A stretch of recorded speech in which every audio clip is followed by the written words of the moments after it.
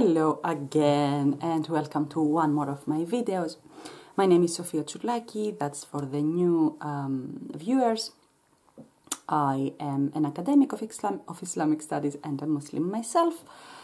And in today's video, I want to talk about a topic that is recurrent in discussions about Islam, and it's the age of Aisha when she got married with the Prophet, peace be upon him. Now, those of you that you know me, or that you have watched the previous videos, you know that I become a bit passionate and I become a bit, strong in my opinions. The reason I decided to create this video is that recently in social media, an organization, a progressive organization, and I'm progressive Muslim, I identify as a feminist Muslim, I'm one of us.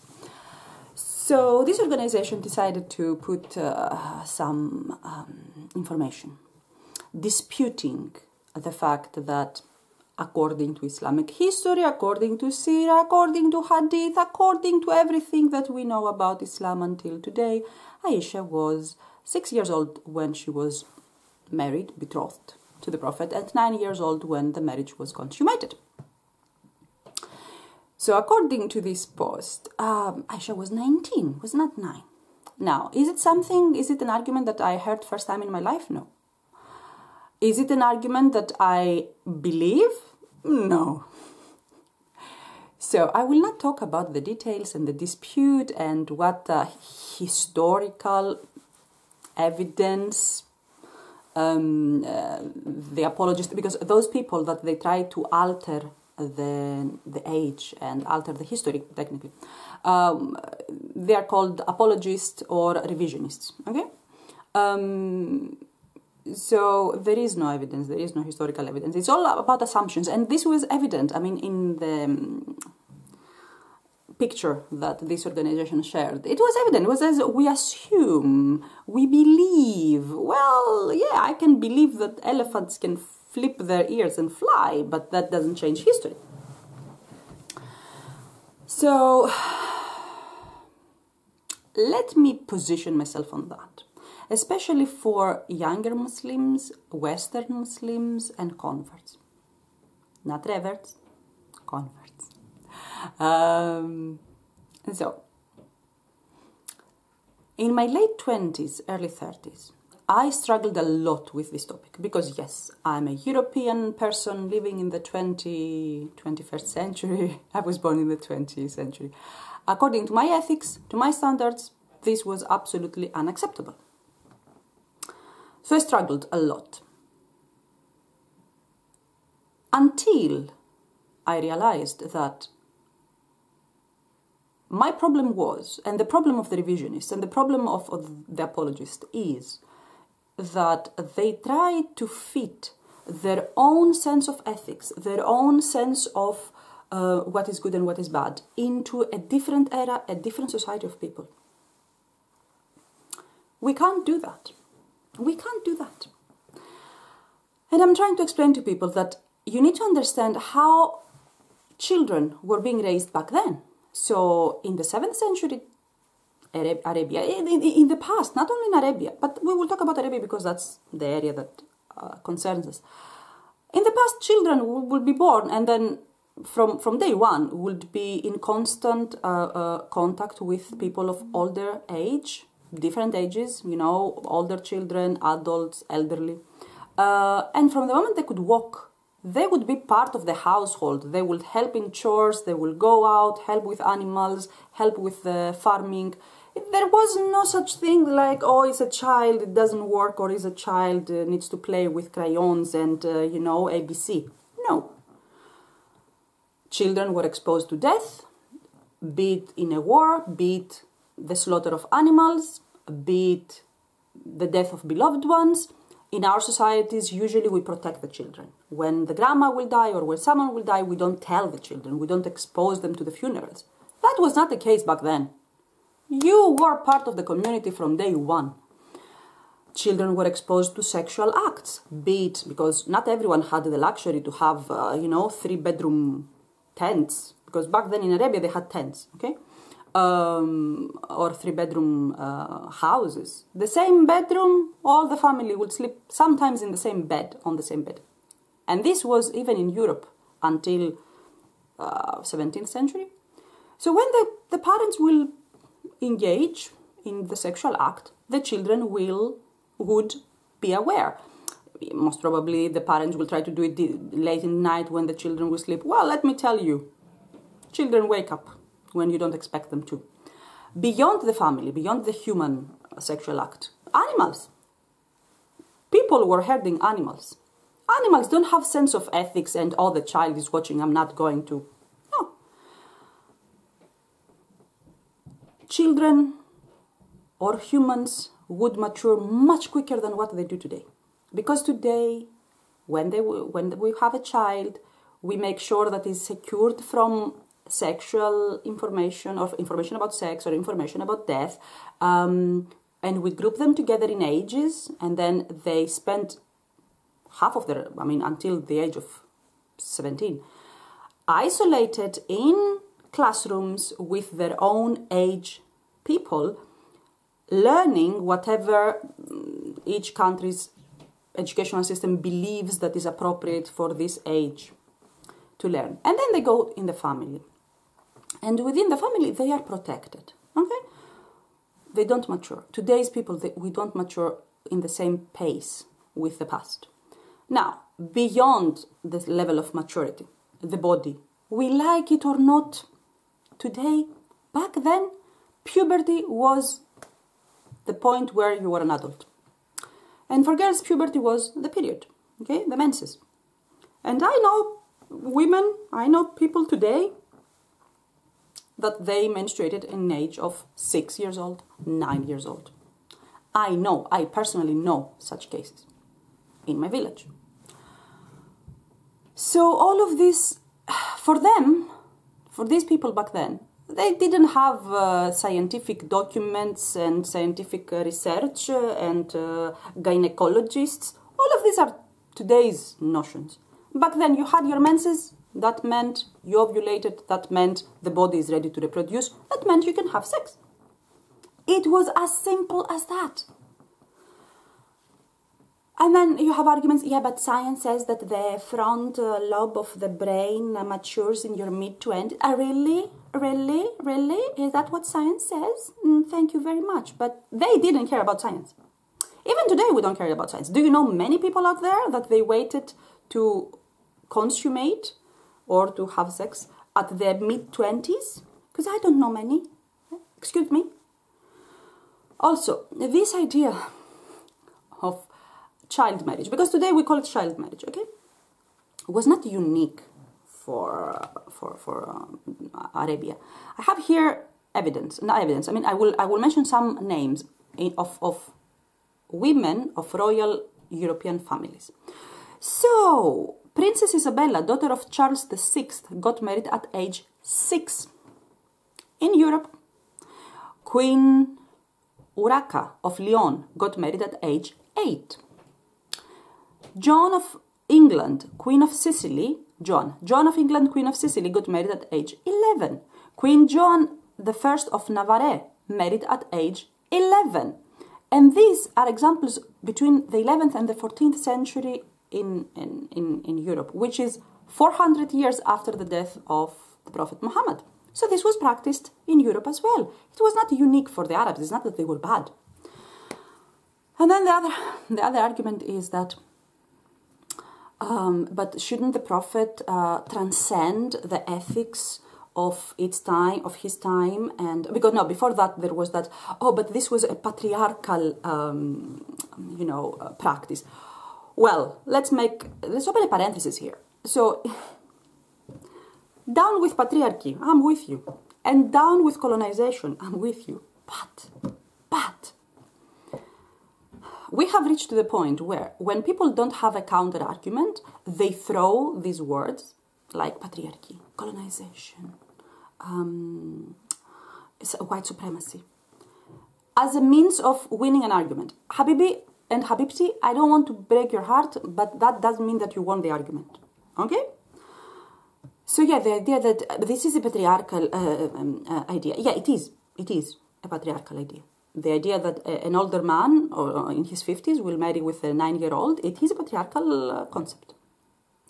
But the Arab society of the 7th century was a patriarchal society. Very patriarchal.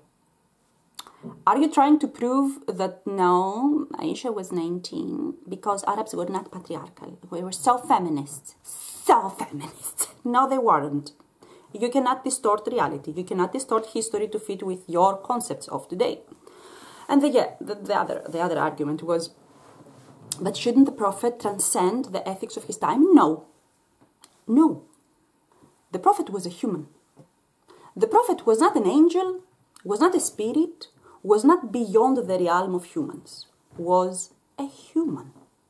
There is a huge discussion about how we see the Prophet today and how he's being, projected today, and how the Prophet is projected in the Quran. Because in the Quran, in several points, God has told us, and your job is to deliver the message. You are the messenger. So no, the Prophet was not supposed to transcend ethics of his time to reach ethics of today. And here there are two issues that I need you to understand. Ethics are not something stable. Each era has different ethics. Each geographical area has different ethics. Ethics are something that change. They're changeable. And if we... do you know what's the problem? Do you know why I oppose this apologist idea? In today's world, we consider child marriage inappropriate. I consider it inappropriate. I have so many thoughts. So, for example, in the UK, where I live, the age of maturing for people is 16. For me, this is unacceptable. In my country, it's 18. Anything under 18, for me, it's a child. You see how even in our era, in today's world, we don't match. Each country has different standards. But beyond that, in today's era, the ethics says that no, underage children, underage women should not be married. High five, I'm with you. That doesn't mean that the Prophet should act with your ethics today or with my ethics today. What if, let's have an imaginary exercise. What if in 50 years from now, veganism is the norm? Okay, the governments have made laws and animals have taken the status of human beings, and veganism is the fact. Eating animals, eating flesh is unethical. In 50 years from now, what will you do then? You will go and you will revisit the history and you will try to convince us that, oh, the Prophet was not slaughtering animals in Eid al-Adha because this is unethical and the Prophet should have transcended the ethics of his time. The Prophet was sacrificing cucumbers. Really? So, let's get serious. And I was really disturbed by this post because the organization now lost its credibility. I mean, if that's how low you go, you lost me. I'm sorry, you lost me. You lost me. From now onwards, I will be a bit skeptical before I will, support and affiliate with you, because that's not what it's supposed to be. And yes, the idea is that there are so many academic, not so many, 3 academic researchers about that. They're not academic. Yeah, they are academic researchers, but academic research. Let me tell you something as an academic. Okay, as someone that I have published articles. We like it or not, an academic paper is an opinion. The same like a fatwa is an opinion. Okay, yeah, someone had this brilliant idea to change or to take. So one of the arguments is that Aisha's older sister died in age 100 and she died in 73 Hijri. And therefore we can calculate that because Aisha was theoretically 10 years younger, she was... First of all, people didn't have identities. People didn't know when they were getting born. I mean, we have people today in the Middle East that they have no idea when exactly they were born because they live in villages and their parents are going back to the big cities to register them years later. Or with fake, I mean, they go and they say a date and is being registered. And this happens today. I know cases that they happen today. So don't tell me that, that Aisha's sister was 100 years old. And between me and you, I don't find it very possible that someone back then lived at this age. But even if they did, okay, I don't know. You take an assumption of an age of someone else and then you deduct that they were 10 years. How do you know they had 10 years difference? You have the registry or what? So, academic publications, and again, I'm talking as an academic, and the great beauty in academia is that we can, and we should, and we do cancel each other. When I read something that I disagree, I will publish my paper and I will counter-argue this argument. So academic publication is not the law. Academic publication is not the absolute proof. And also someone came and told me, oh yeah, the science says that the front lobe of the brain, mid-20s, that's when we become adults. The science. I mean, I love science. Kind of. The science? The same science that 100 years ago was, say, advising mothers to give opium to children, and was advising 60 years ago, was advising, or maybe, let's say 100 years ago, was advising that smoking is good for sore throat and good for your lungs. And same science? Same science? Oh, yeah. Okay, I'm with you. Yeah. Anyway, to conclude this video, because I'm trying to keep them short. And again, I'm not touching the topic of Aisha's age. For me, I have accepted it. That's what happened. That's what it was. I understand that the ethics of the time were different. It doesn't create an issue with me. And the most important thing is that as Muslims, okay, why do we have to justify everything? Why do we have to rationalize everything? Your religion should be based on your connection with Allah, not on the actions of the Prophet, the marriages of the Prophet, the alliances of the Prophet, the herding of animals of the Prophet. What? The Prophet was the messenger to be respected, to learn from his life, to be loved. I mean, I find it weird when people say, I love the Prophet, because hey, it's very easy to love someone that you never met. But anyway, but your religion is between you and God. God directly.